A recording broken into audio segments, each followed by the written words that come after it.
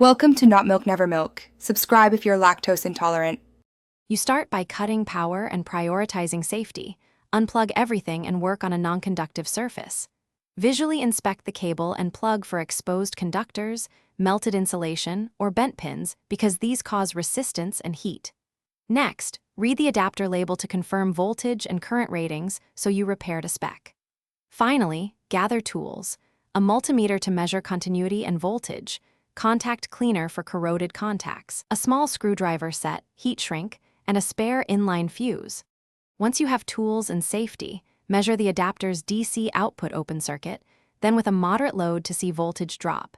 This tells you if regulation or cable resistance is the issue. Open the case carefully and inspect the PCB for swollen capacitors, cracked solder joints, or burn marks. These are common failure points that reduce current. Resolder any cold joints, replace bad electrolytic capacitors and the inline fuse, and make sure connector pins are clean and snug so current flows with low resistance. After repairs, reassemble with proper insulation and secure the strain relief because repeated bending causes failures. Test with a realistic load for 10 to 15 minutes while monitoring voltage and temperature.